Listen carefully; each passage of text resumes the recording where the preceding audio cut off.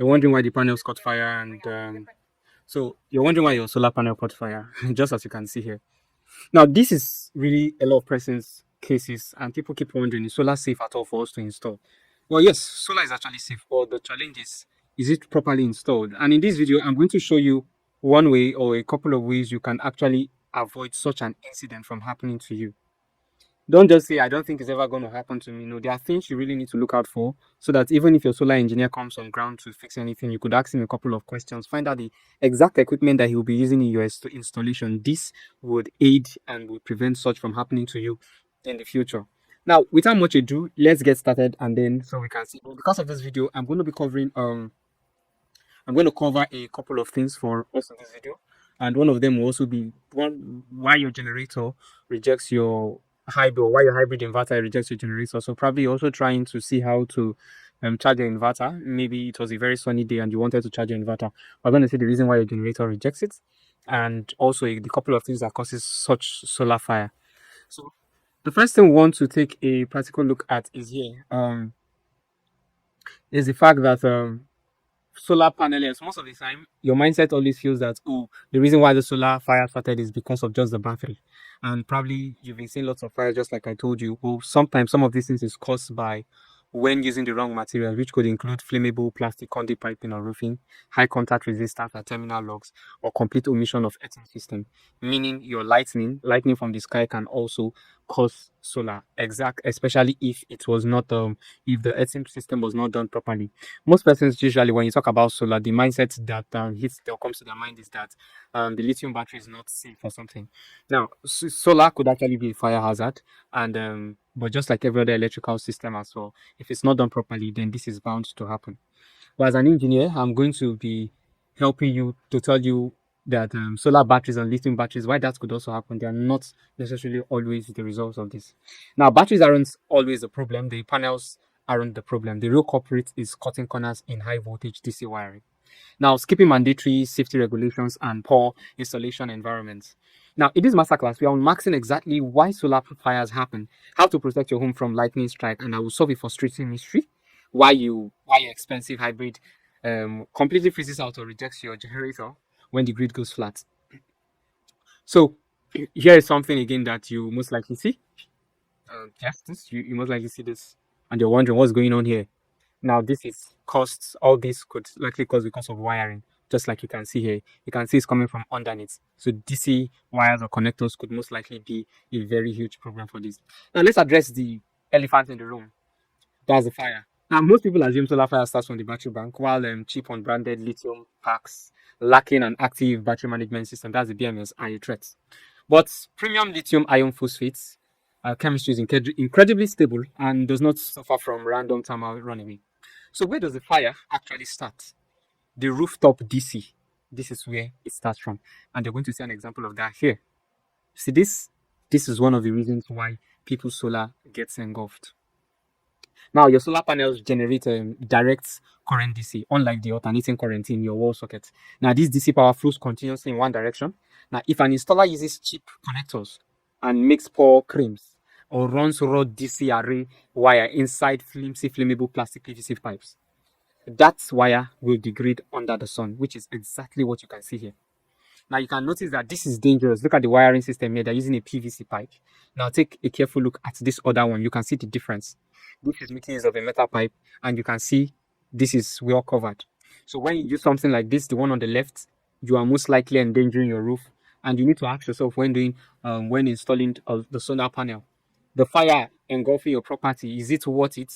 So if you're going to do a solar installation, ensure you spend good money or you hire professionals to do the job for you. And you're looking for professionals, you can also reach out to us via Instagram. We'll provide you with professionals who will help you to carry out the job effective. So then again, now your solar panels, so where does the fire actually start? Your solar panel generates DC current, unlike the AC alternating current in your wall sockets, and or when you run DC array wiring inside flammable plastic PVC. That wire will degrade under the sun, which I've already said before. Now, when a high voltage DC wire breaks or rupts open, the electricity doesn't stop. It literally leaps through the air to find a ground connection, creating a literal blowtorch, which is what I showed you here. So you see it here. It's lifts, and that's it. And find a ground connection, creating a literal blowtorch that reaches temperature over 3000 degrees centigrade. You can imagine. Now, if that wire is inside a plastic PVC pipe, just like I showed you earlier, on your roof catches fire, and this is why standard global engineering detects that high voltage DC lines must always be encased in heavy metal conduits to choke out the potential arc, which is what I've shown you here, which is what you can see here. Good. So, you need to be very conscious of this. If it degrades under the sun, you're bound to see this. Once it hits a flash factor of 3000 degrees centigrade, be rest assured the roof is most likely going to catch fire. And so that's why we have to avoid making use of plastics for our conduits. Now, running raw high voltage solar cables, standard chip, which is what I've already told you. So how do we choke out fire? Metal conduits physically. I will put these boxes in arc thermal burst and block oxygen.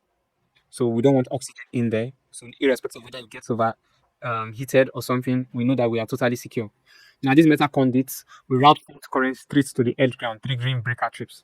So there's going to be a solid earthing as well. So when designing, there are a couple of things that you need to look out for. You need to look at NEMSA and global standards. So if your social engineer comes and tells you this is exactly what you're using, you need to let him know, okay, these are some of the things that you ask him. So yes, there's going to be a 13 cm. So your roof, usually, the where you place your solar panel and the roof, there needs to be like 13 centimeters. The reason why we suggest this 13 centimeters is this is going to ensure that there is enough breathing space so that even if the solar panel is generating a lot of heat, there's enough breathing space for air circulation. If you fail to do this, be rest assured you're most likely going to have very serious issues. Now, when grounding your house, you also need to ensure that your grounding is equal to 2 ohms, that's a resistance, or less than 2.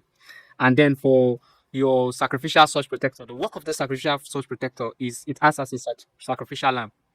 So instead of your inverter being hit, the SPD definitely comes in, takes hits.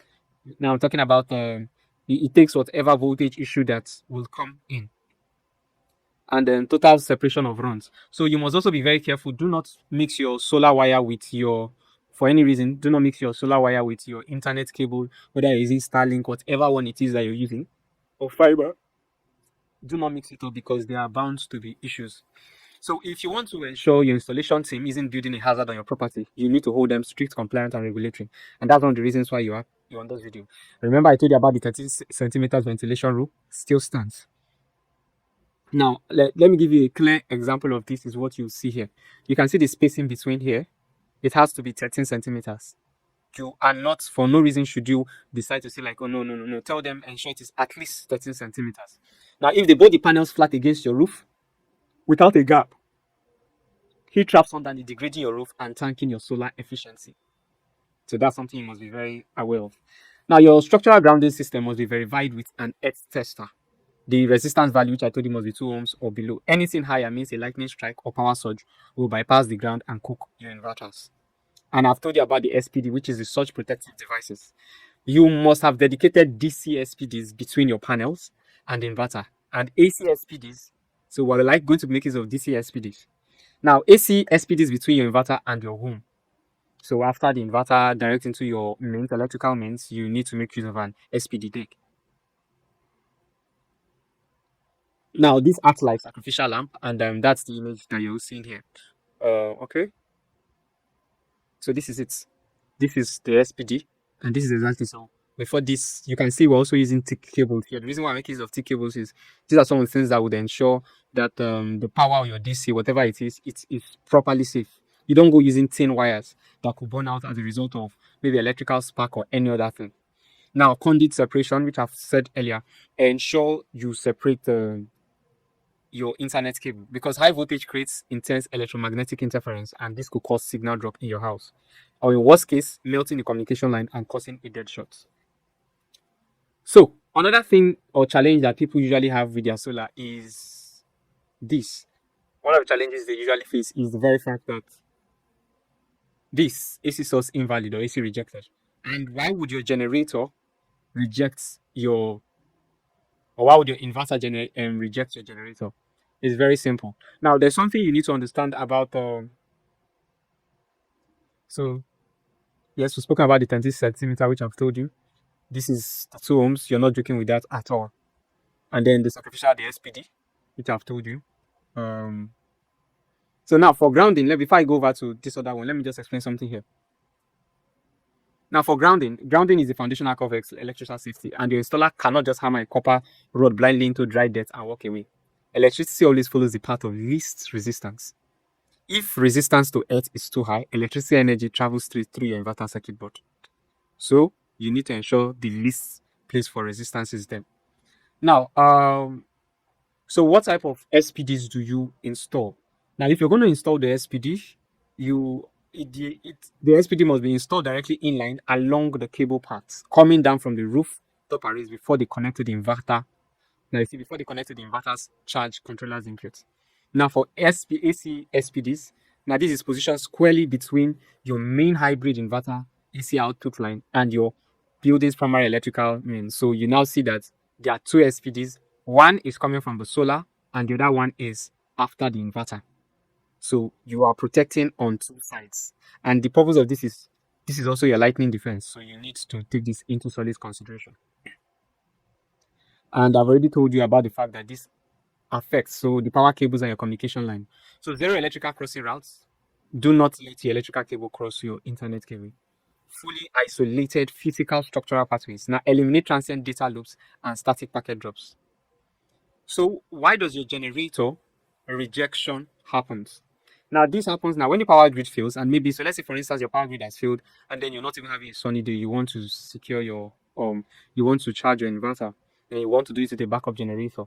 Now when you fire up your backup using a 4 generator and flip the manual transfer switch, the hybrid inverter clicks repeatedly and puts in standby and completely refuses to accept the incoming generator power.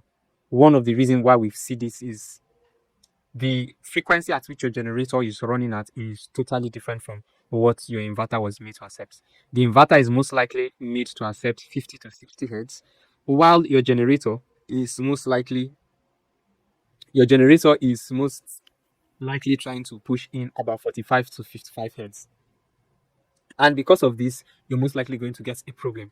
Now, one way you can fix this, so your inverter sees this as a messy power and realizes it could fry your home electronics and throws an AC invalid input or AC rejected error code to protect itself, which is what you can see here. You could see something like this. Now, so for this to happen, or the fix to this is, first you need to ensure your installer assesses the inverter advanced settings and he widens the AC input voltage or the frequency voltage, often changing the setting from UPS mode to generator or appliance mode.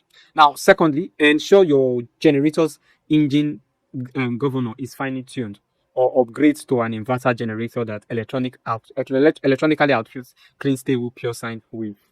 If you want a fully automated home, you can utilize the 2-wire dry contact automation ports on the hybrid inverter. This allows the inverter to automatically send a signal to crank up your auto start generator the exact moment the battery drops past a safety threshold. So I'm sure you know what I mean by that. So for any reason you're like, okay, I want so that if the power goes low on your battery, there's an automatic changeover that happens for you. You just have to install the changeover for that, and so it starts up your generator automatically, and the generator charges the inverter without you even having to stand up maybe at night or something. Once it reaches threshold, and after it's done, it turns off immediately. So even if you're using pumps, you're using ACs, whatever thing it is you're using, this will always kick in, especially probably if there's no solar. So all this has to be set effectively for you not to have any form of issues. Now, this is what it looks like. This is what the piercing 50 hertz looks like. And this is what the generator output looks like. And the inverter is known for this clean loop. And so this is the problem. So most likely you want to see so so here is our dashboard, which can help you to take a careful look at whatever thing it is you're generating.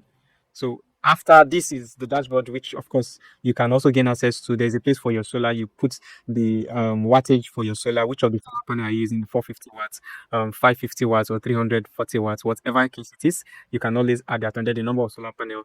This dashboard will help you to know, okay, or what are you outputting. If you have a generator as well, you can also put the kVA. And the purpose of this dashboard can tell you if your devices, how you're consuming your power and all that, and how much it will cost you. It shows you all this at a glance.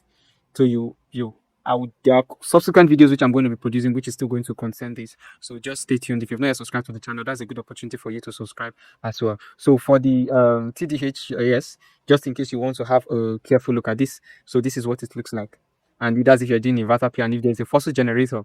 So this would most likely tell you. So what's the load? Let's increase this to let me make this 10 kVA. Let me make this 10 kVA.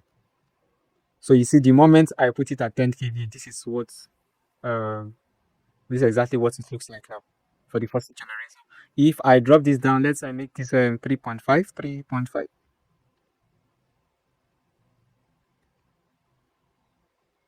So here you can also see the load decay model, how long it takes for it to decay. So if it's on the inverter, this is what it looks like, and this is the generator. So then also this will also tell you there's a place for you to see your so what's your battery capacity, 100, 200, 150, or whatever amp per hour your battery capacity is. This would show you. Now I also have which is something we'll talk about later, the anti-scam way you can use it, knowing if they give you a fake battery or it's an original battery, usually for lithium. So okay, so let's get back to, and then also we have where we have the classes and everything you need to, where you can just watch very simple videos that explains to you everything you need to know about your inverter as well. Now let's get back to our class. So yeah, you've already seen your total harmonic distortion, and this is exactly what you need to know. So how to resolve this? I've already told you what to do. That for you to resolve this, you need to do a settings on your inverter, and two steps to clean it: widening the input range. So you need to widen the input range, and so this will allow, so maybe you put your input range for maybe like 43 or thereabouts, since your generator frequency is doing between 45 and 55, and then you also increase it. Yeah, so you put the minimum at maybe 40 or 43. So this allows this. Then you can also tune the generator mechanical speed governor, or swap to an electronic inverter generator model. Now I've also told you about the two-wire dry contact integration. So modern hybrid inverters have specialized or isolated dry contact terminals that act like automated switch, which I told you is one of the things you use with your generator. So that your hands free, you don't always have to keep coming to check, constantly. So the ignition starter sequence, and that's it. So now this is the checklist that you want to make use of if you were um, installing an inverter. Please check our previous classes. I've spoken about other checklists. These are very important. And then we also have an ebook that before you buy that solar, you also need to get that ebook, because it is very important. You're going to find that in the description below. That ebook has everything you need to know before you buy your solar. It is really going to help you out a whole lot before you buy your solar. So I've here a couple of checklists. All high voltage DC array lines must run within grounded heavy metal conduits. Now verified earthing systems and resistance showing a strict 2 ohm, which is what I told you before. Strict physical isolation separation between high voltage power lines and data runs because of electromagnetic frequency and all that. Now proper inline installation of sacrificial DC and AC. I told you put one before, I put another one after. After one is before it gets to the inverter, the other one is before it gets to the mains. And then the inverter parameters configured for generator wide so that you can use it without any form of issues.